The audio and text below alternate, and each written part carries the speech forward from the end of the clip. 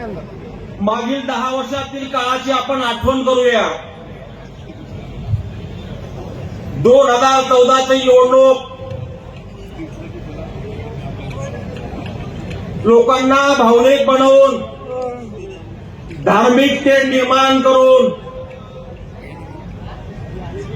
एका स्वयंघोषित विश्वगुरूने या देशामधील लोकांना खोटी आश्वासनं देऊन सत्तेत आलेत.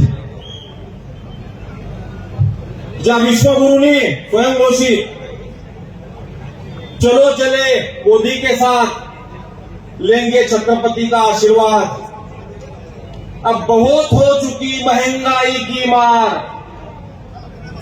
आठवतं का भावांनो सगळ्यांना? आठवते का महंगाई की मार? आज काय स्थिती आहे देशाची? 2014 मध्ये या देशातील जनतेला धार्मिक आणि भावनिक आश्वासनावर या देशामध्ये फेकू सत्ता भोगतोय.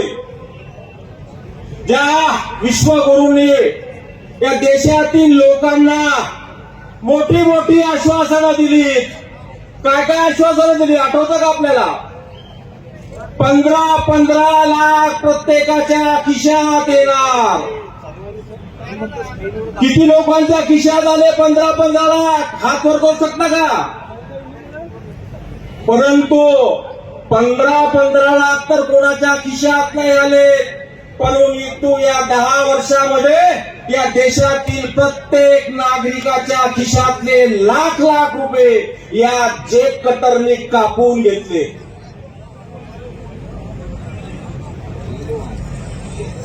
महागाईच्या नावावर तुमची मतं घेतलीत. शेतकऱ्यांना आश्वासित करून त्यांची मतं घेतलीत. बेरोजगार तरुणांना रोजगार देण्याचे आमिष देऊन मतं घेतलीत. दरवर्षी 2 कोटी रोजगार देणार. परंतु दुर्भाग्यानं सांगावं वाटतं की दरवर्षी या देशात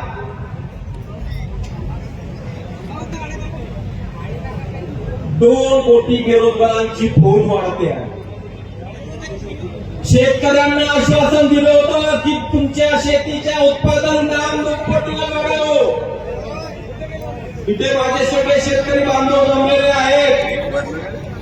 2014च्या निवडणुकीपूर्वीचे सोयाबीनचे भाव आठवा आणि आजचे सोयाबीनचे भाव आठवा. तेव्हाचा कापसाचा भाव आठवा आणि आजचा कापसाचा भाव आठवा. आज 2024 आलेला आहे. हा एप्रिल महिना आहे आणि हा फेकूचा महिना आहे. सगळ्यांना फूल बनवण्याचा महिना. ते एप्रिल फूल आणि दुसरं कमळाचं फूल, या दोन्हींना आपल्याला विसरायचं आहे. ज्या लोकांनी तुम्हाला शेतकऱ्यांना बेरोजगारांना आश्वासन दिलं होतं, आज शेतकऱ्यांची अतिशय दयनीय स्थिती या देशामध्ये झालेली आहे. रामाच्या नाव, छत्रपती शिवाजींच्या नावावर या देशात मतांची विभागणी करली. पुलवामा घटना घडवल्यानंतर पुलवामाच्या सैनिकाच्या नावावर यांनी मतांचे गोगवे मागितले आणि आज या देशाचा सैनिक कुठल्या स्थितीत जीवन जगतोय तुम्हाला मला माहित आहे.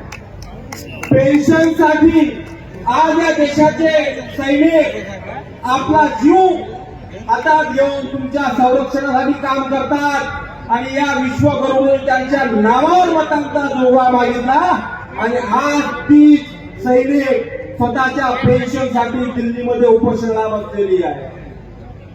नव्याने सैनिक भरती बंद केली आणि नवीन भरती आणली.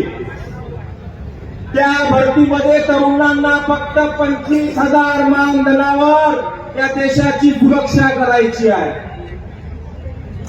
म्हणजे देशाच्या संरक्षण करणाऱ्या सैनिकांनाही न सोडणारा हा प्राणी, ज्यांनी या देशाचं नव्हे त्या देशातील समस्त जाती धर्मपंथांचं शोषण केलं आणि त्या शोषणाच्या आधारावर स्वतःचा पक्ष आणि तो स्वतः महासत्ता बनलाय. या देशाची लोकशाही गाळून त्यांना या देशात हुकुमशाही आणायची. आज जगामध्ये लोकशाही असणारा एकमेव भारत देश. हा भारत देश विविध जाती धर्म पंथांनी विविध संस्कृतींनी विविध भाषांनी आभरटलेला हा देश. आणि या देशाला या 10 वर्षात ग्रहण लागलं. जी या देशाची शांतता होती, या देशातला आपसी भाईचारा होता, जाती जातीमध्ये प्रेम होतं, ते सर्व नष्ट करून या देशाला दंगलीच्या उंबरठ्यावर उठवलं. मला आनंदाला सांगा असं वाटतं, मी ज्या संभाजी ब्रिगेडचं काम करतो त्या संघटनेचे त्या पक्षाचे आमचे मार्गदर्शक उपस्थित सर्व पदाधिकारी कार्यकर्त्यांना विनंती आहे की डाव्या बाजूला इकडे रिकाम्या खुर्च्या आहेत, त्या डाव्या बाजूच्या खुर्च्यांवर आपण आसनस्थ व्हावं. त्या विचारपीठाच्या डाव्या हाताला खुर्च्या रिकाम्या आहेत, कुठल्या उन्हात कोणी राहू नये. सगळ्यांची व्यवस्था केलेली आहे, खुर्च्याची व्यवस्था केलेली आहे. तरी कृपया सगळ्यांनी इथे येऊन बसण्याची कृपा करावी. या देशामध्ये भाईचारा एकोपा नष्ट करण्याचं काम त्या भ्रष्टाचारी जनता पक्षाने केलेला. त्या देशातील तरुण पिढी, त्या जगातील सर्वात जास्त तरुण असताना हा देश भारत, सर्वात जास्त तरुण असताना हा देश, त्या देशाची तरुणाई बिघडवण्याचं जर कोणी काम केलं असेल तर या मोदी सरकारने केलेलं. ज्या देशामध्ये बुद्धांचा विचार, छत्रपतींचा विचार, शिवशाहू फुले आंबेडकरांचा विचार सांगितला जातो, तिथे जाती जाती गडवा पंथात ऐक्य निर्माण करण्याचा विचार सांगण्यात जातो. त्या विचारांचा पाय की या संभाजी ब्रिगेडच्या माध्यमातून मागील 30-32 वर्षात या महाराष्ट्रातील दंगली कमी करण्याचं काम संभाजी ब्रिगेडने केलेलं आहे. परंतु आज या देशाची स्थिती अतिशय बिकट निर्माण झालेली आहे. ही 2024ची निवडणूक तुमच्या आमच्यासाठी शेवटची निवडणूक असणार आहे. मी ते उपस्थित सर्व माता बंधू भगिनी शेतकरी श्रमकरी कष्टकरी सगळ्यांना विनंती करतो, तुम्हाला गुलामीचं जगायचं की राजासारखं ताट म्हणून मानेनं जगायचं याचा विचार करायची वेळ आलेली आहे. कारण येणाऱ्या काळात तर 2024 मध्ये पुन्हा मोदी सत्तेत आले तर उद्या तुम्हाला गुलाम म्हणून जगल्याशिवाय पर्याय नसेल.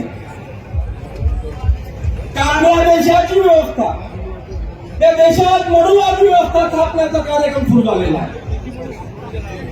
अनेक राजकारणी अनेक सामाजिक कार्यकर्ते अनेक प्रमुख येतात, भाष्य करतात, निवडून जातात. पण समाजाला जागृत करणे आपलं कर्तव्य आहे. काय मनुवादी व्यवस्था की सगळ्यांना ऐकतात की संविधान बदलणार, संविधान बदलणार, संविधान बदलणार. म्हणजे नेमकं काय करणार आहे? या देशामध्ये संविधान आलं भारत स्वतंत्र झाल्यानंतर, परंतु त्याही पूर्वी या देशात एक संविधान काम करत होतं. त्या संविधानाचं नाव मनुस्मृती.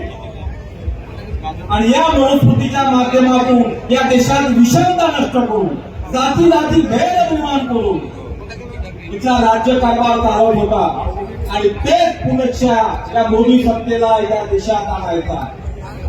आणि जर तुम्हाला घटनेने दिलेले अधिकार, घटनेने दिलेले सर्व हक्क जर मिळवायचे असतील तर येणाऱ्या निवडणुकांमध्ये तुम्हाला डोळे बंद करून, सर्व मतभेद विसरून, सगळ्या समस्या विसरून तुम्हाला फक्त एकच काम करायचं आहे, या देशातील या मनुवादी व्यवस्थेला ग्रहण लावायचं आहे. या एप्रिल फूल सोबत आलेल्या कमळाबाईला सुद्धा या देशातून घालवायचं. या देशात 50-70 वर्ष जरी असतील तर 50-55 वर्ष काँग्रेसने सत्ता भोगली, परंतु या काँग्रेसने कधीच RSS मुक्त, भाजप मुक्त, पक्ष मुक्त करण्याचं काम कधी केलं नाही. देशातली जर लोकशाही जिवंत ठेवायची असेल तर विरोधक जिवंत असला पाहिजे. हे लोकशाहीचं लक्षण आहे. परंतु या हिटलरला या देशात लोकशाही जिवंत ठेवायची नाही म्हणून विरोधक संपवण्याचा घाण घातला. तुम्हाला सध्याच्या स्थितीने 2-3 उदाहरणं माहित आहे. हेमंत सोरेनला वेळेवर अटक केली.